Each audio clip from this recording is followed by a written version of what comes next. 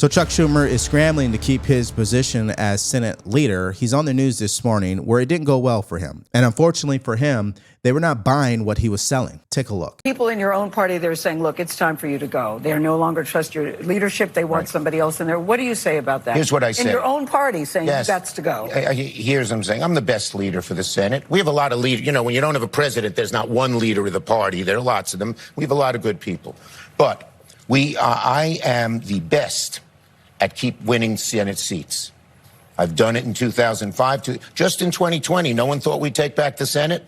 Under my leadership, we took it. So we now are executing. You're not going anywhere. We have a great. We're moving forward. Hakeem and I have a plan. So if you heard her carefully, she was like, "So you're not going anywhere," as if she was disappointed to hear that he's going to stay in that position. I'm telling you guys, this guy's scrambling today for his job. All right, but the most important point I just want to share with you right now is this. Isn't it interesting that he cannot even unify his own party, and as a result, they have no chance against President Trump? Let me just say this. There's a real contrast between the parties. The Republican Party now, particularly in office, is the party of rich oligarchs who want to really screw every average American so they can get tax cuts for the rich. And we are fighting that every day. So today, we just issued a statement at 8 o'clock that describes it. Hakeem and I, we have a day of action on Medicaid. In every state, in every corner of the country, Democrats are talking about they're going to Medicaid centers. They're going to people who would be deprived and Senator, people don't have faith in the Democrats. Well, let me say this. Look, and we're going to do this day in, day out on issues. Why are they doing tariffs and raising your cost $2,000? It's beginning to work. Why are they taking away Fannie and Freddie and raising your housing costs dramatically? It's beginning to work. His numbers have come down. If we keep at it every day, relentless fighting and showing how they're hurting people so badly, Trump's numbers will get much lower. And his both popularity but also his effectiveness will decline. That, I believe that strategy will work. But it won't work if gas prices come down, electricity costs come down, and mortgage rates come down. Then what? See, the problem with Chuck Schumer's thinking is trying to blame Republicans when it comes to labeling them rich oligarchs. That doesn't relate to the average American, especially when they remember that over the past 4 years, it was Joe Biden where the rich got richer, right? On Wall Street and Main Street actually struggled.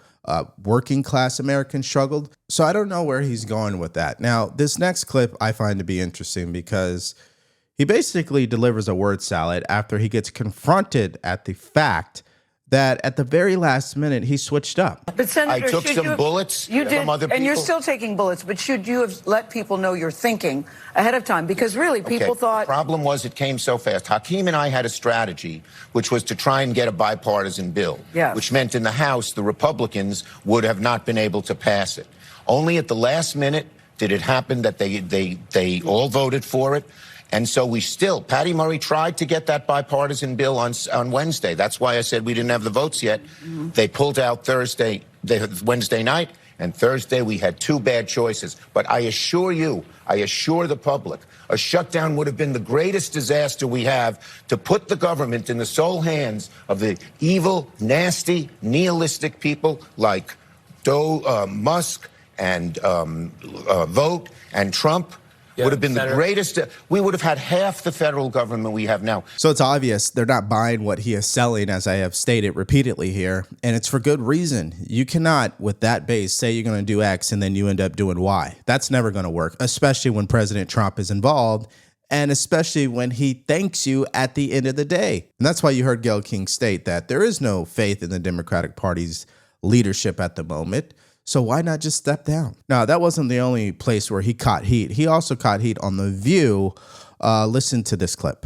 Governor Pritzker's chief of staff, Ann Caprara, has said the following. The fight going on in the Democratic Party right now is not between hard left, right, and moderate. It's between those who want to fight and those who want to cave. And it gives me no pleasure to say this to you because we are friends, but I think you caved.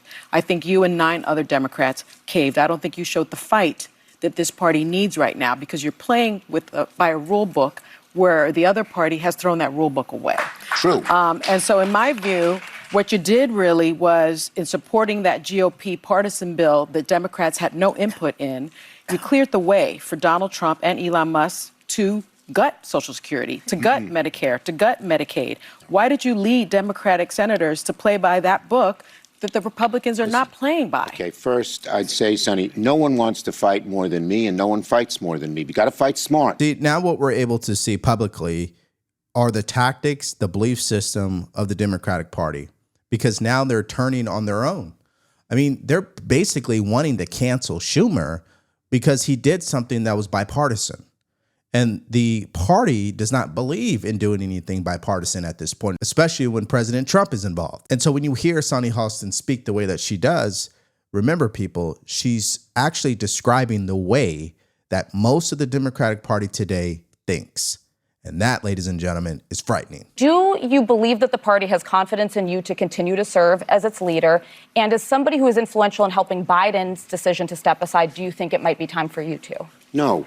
I think that, my Senate call first, you asked who's the leader. When we don't have a president, there are a lot of leaders. We have a lot of really strong talent in the Senate, in the House, in the governors. We have a great bench.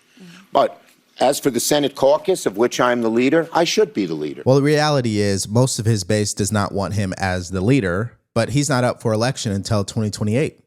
So what's going to happen between now and then, that right there is what fascinates me. Now, Alyssa Griffin also dropped a nightmare warning for the party because she doesn't believe that they will win any more Senate seats. In fact, she believes they're going to lose more seats. Listen. Democrats are in a bit of an existential crisis. Right now, you have people leaving blue states to red states 3-1. The two moderate Dems that were in the Senate, Manchin and Tester, one lost, one retired. That means that the Senate control is out of reach for Democrats, likely for probably about a decade, because you're not likely to win in those states that are increasingly more right-wing. And I think it's because the party is moving away from moderation. I understand, the base, you have to cater to them. Well, the Republicans have. I'm acknowledging that. Republicans are radical. Nobody's a Republican that's more critical of Republicans than me. But Democrats, I think, need to wake up to the fact that they're beholden to their progressive base, which is making them lose national elections. And then if you look at the fact working class voters and young voters are moving away from Democrats, they need a message that's more than anti-Trump. It needs to be, here is what we are for, here's how we're investing in communities, but simply being a resistance party is not winning. Most of Americans do not align with progressive ideals because it's too radical. And we've gone over that time and time again. Now, in these next few clips, I'm going to show you what it's like to be a Democrat who is demoralized. Listen to this. I wake up 3 in the morning sometimes, so worried about the future of the country under these oligarchs or klepto, whatever, oligarchs, I guess. Yes. And so you wake up 3 a.m. in the morning because you're scared of Elon Musk. And you're not waking up 3 a.m. in the morning because you want to really serve your constituents. You see the difference in the mindset? One is about being a resistance towards an individual, which means that individual lives rent-free in your mind and you're controlled by that individual. And another one is based on your purpose and actually serving people and helping people. And the bottom line here is he won't be able to do both. And here's another Democrat who is demoralized. Hey, everyone. I'm just popping on. And, to be honest, I'm not even sure why I'm popping on right now. Hey, everybody. Hey, everyone. Thanks for joining. I mean, things have gotten so bad for Chuck Schumer that he had to cancel his book tour, which is why you've seen him on The View and CBS Morning today. Because it's supposed to be about his book on anti-Semitism. And instead, it's been all about how the party wants him gone. Let's take a look. But the backlash from the left is real. In fact, Wolf, Chuck Schumer is scheduled to do a book tour in a number of cities on a book that he has authored on anti-Semitism. He has just canceled that book tour, we are learning, because of protests that were scheduled from activist groups who wanted to go after his decision to agree and allow the government funding bill to go forward to avoid a government shutdown. They were furious at his decision to do that. It just shows you the anger on the left and the Democratic Party. Can they get it back together at this key moment when they are essentially leaderless in a lot of ways, essentially don't have a strategy on how to fight back against Trump, and have all this unrest on the Democratic base. That's going to be a big question for Schumer, but interesting that he decided to cancel this event. They're citing security concerns, but there were these large-scale protests, at least some protests scheduled outside these events. So let me get this straight. Number one, the party is not on the same page about anything whatsoever. Most of the party feels betrayed by his decision to work in a bipartisan fashion with the Trump administration, especially Republicans. And number three, the base is so radical that the leader can't even conduct a book tour without being disrupted from his own party. I mean, that just screams a demoralized base that has no direction whatsoever, and they are currently imploding. And of course, I have some receipts to show you in these next few clips. You're going to see how the base has become so radical, they're continuing to vandalize Tesla vehicles. Here's an example of a Jewish man who was shocked by what they wrote on his Cybertruck. Look at this. A Jewish New York City Cybertruck owner was left speechless as he watched a man vandalize his Tesla with a swastika. Elon was also written above the hate symbol, showcasing yet another protest against the head of Doge. And what I want to know is, why wasn't Chuck Schumer on CBS this morning and on The View condemning these violent attacks? Why are they so silent when it comes to this type of vandalism? I guarantee you one thing, if the people on the right were doing something like this, they'd be screaming at the top of their lungs, saying that this is another form of insurrection. Now, here's another example of how radical they are. Check this out. This is what happened to my car, y'all. Look at this. Look at this.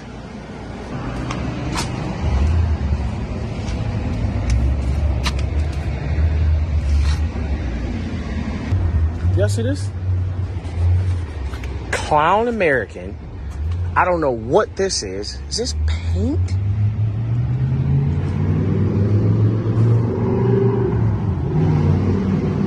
War. Bro, somebody destroyed my car. Destroyed my car while I was taking you up to the doctor. Destroyed my car.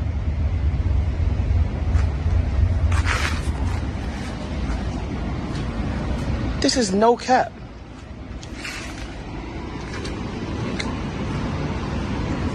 Look at this.